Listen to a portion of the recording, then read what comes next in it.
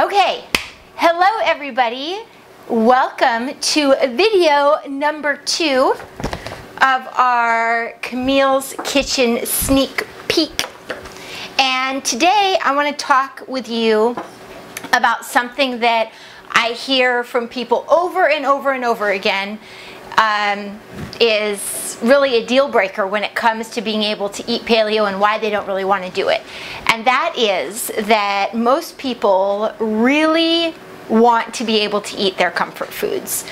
You know, things like really delicious cream sauces and their delicious carbs and starchy things that they grew up with, and fried foods. Oh my God, don't even get me started on fried foods. So delicious. And I need you to know that while it is necessary, obviously, to adapt your comfort food choices and, you know, eating those foods that make you feel really good, you don't have to stop eating them completely. So what we're going to do is I'm going to talk with you about 4 substitutions today that are going to allow you to still eat and enjoy your favorite comfort foods. So the first is cauliflower rice. It is really easy to make. All you need for that is a food processor, one of my very favorite things, and a food processor that stays plugged in, also very important. And so the blade that I'm using here is just basically the main large blade.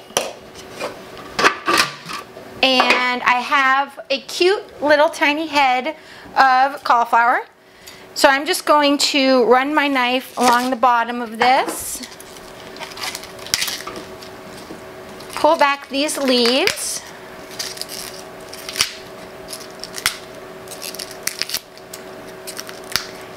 wow, this is a really petite head of cauliflower. I'm just going to run my knife down again to be able to get everything. And then from there, we'll just get rid of that. So obviously most of you guys are probably going to have a larger head of cauliflower than the one that I have today. But I'm just going to pull apart the little florets, and you're just going to put really about this amount into the food processor at one time. It's important when you're making a cauliflower rice or a broccoli rice or a sweet potato rice or an apple rice or a parsnip rice or any of those like nice dense veggies that you want to crumble up and use as a fake starch, that you leave a lot of extra room in your food processor, because it needs to be able to bounce around. If you try to jam it full, you're going to get everything at the bottom is going to be sort of mushy and the top isn't going to be done. So it has to be able to bounce around. Turn it on. I mean, seriously guys, this is really easy. So there you have it. Cauliflower rice. So now what you do with this, you can do a couple different things. I like to just put this in a saute pan with some butter or some coconut oil or some bacon fat, and put a little bit of salt and pepper, a little bit of lemon juice. If you want, you can throw in some fresh herbs, make it like a pilaf or some chopped up nuts, and then serve that with your favorite meat and other veggies. It's super great.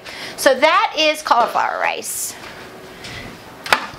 The next thing I want to talk with you about is what you use to fry your food in. I love fried food. Fried food is really it's just my favorite. I love the crispiness, I love the texture, it's just so savory. It reminds me of all of my decadent meals when I was a kid. But obviously we're not going to want to eat the kinds of fried food, for the most part, that you get at restaurants, because that's cooked in oils that are loaded with inflammatory omega-6 fats. And we are trying to cut those way back through eating paleo, and a great way to cook is with fats that have lots of saturated fat, that have a higher ratio of omega-3. So what I like to fry with is a combination of ghee, which is clarified butter, and coconut oil. So using the two of these things together, I prefer ghee for frying to butter because the smoke point is much higher. Butter because it still has that layer of dairy or that milk fat, will burn a lot faster. And a lot of people who are doing paleo aren't eating dairy anyway, so ghee is a safe dairy. It's clarified butter. So I just do half coconut oil and half of the ghee, or you can get something called primal fat, and that's made by Pure Indian Foods. If you guys have if you have my Paleo Cooking at Home program, you know that in almost all of my videos I use the primal fat, because it makes awesome fried chicken. It's just really, really delicious, and it cooks everything really nicely. So you can eat fried food, but cook it at home in your own high quality fat. Got it? Okay. Other fats you can use is beef tallow, and you can use bacon fat. Yeah, those are the things that I recommend for your frying.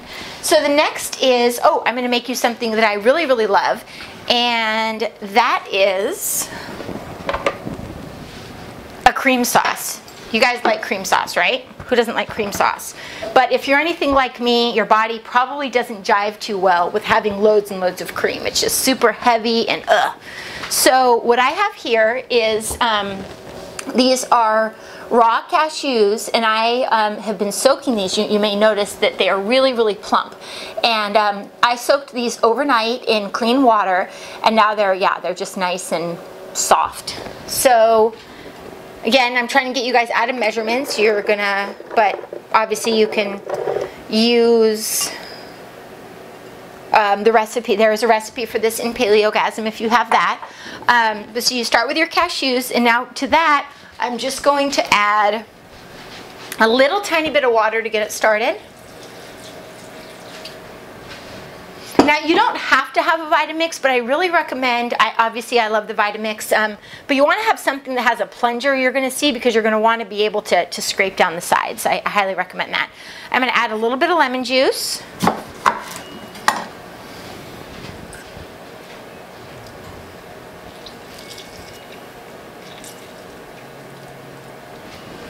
And then I have a clove of garlic.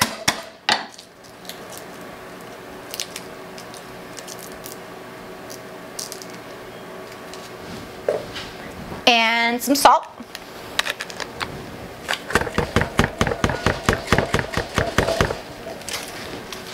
So I also really I have a Vitamix that is variable speed. I think it's crazy to not get a variable speed one, because otherwise you just have low and high, and they're just both insanely strong. So if you're going to buy a Vitamix, spend the extra money and get a variable speed.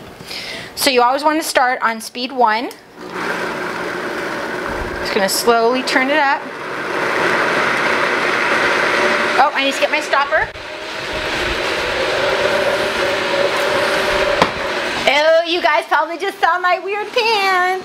You weren't supposed to see that. I'm just going to...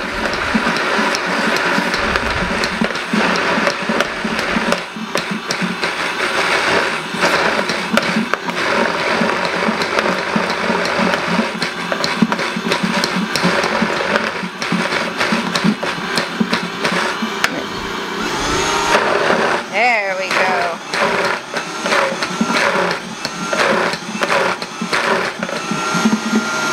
Okay, and now to that, I'm going to start to stream in a little bit of olive oil.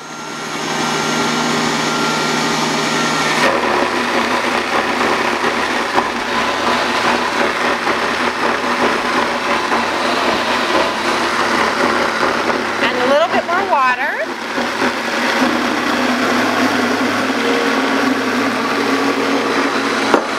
And now you can, depending on what it is you're making, you may want to have a thinner cream sauce or a thicker cream sauce.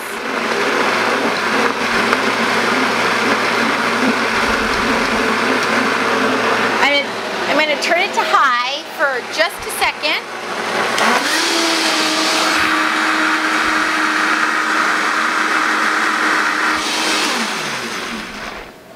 And there you have it. This is a really delicious, ooh, I forgot how good this was. Delicious cream sauce. I love to put it with, ooh, that is really, really good. I haven't made this in a little while.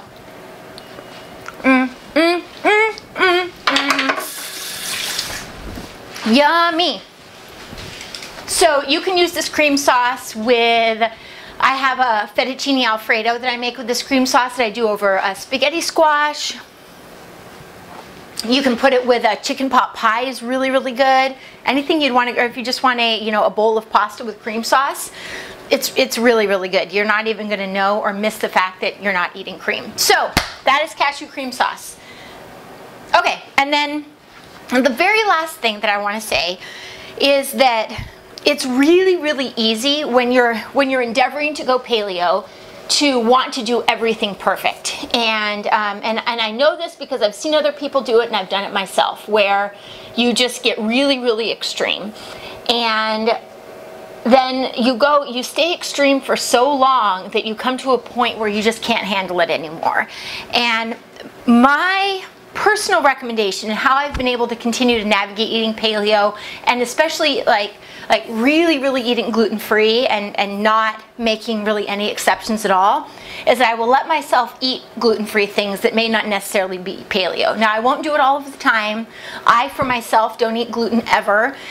Maybe like twice a year, or if, you know, maybe if I didn't know that there was gluten in it. But I will buy gluten-free bread on occasion. I try to make sure that it is less grains and more starches. So I know for my body, the potato starch or the tapioca starch and seeds and nuts in the bread work better for me than the grains do.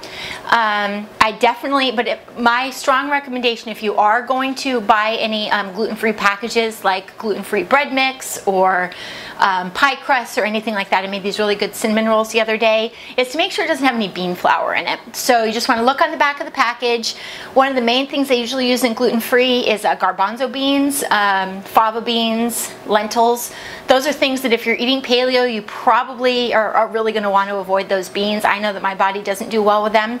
So that's my final recommendation about baking, is that, you know, even if you're not going to do totally paleo baking, that you do your best to get gluten-free. And you can get some really good gluten-free alternatives now at the store. You just want to make sure that you read the labels. So that is what I have for you today about making your paleo comfort foods, or making your favorite foods paleo. I would love to hear in the comments below what things that you do, like what substitutions have you made so that you can still continue to eat your favorite foods without feeling really bad. And I would love to see your pictures if you want to put on Instagram. I would love to see your pictures of your favorite paleo comfort foods. You just do hashtag Camille's Kitchen so I can be sure to see that. And stay tuned tomorrow for video number 3, which is all about paleo shortcuts. Thank you so much. Again, my name is Camille Macris, and I am so happy that you joined me today for this video. Bye-bye.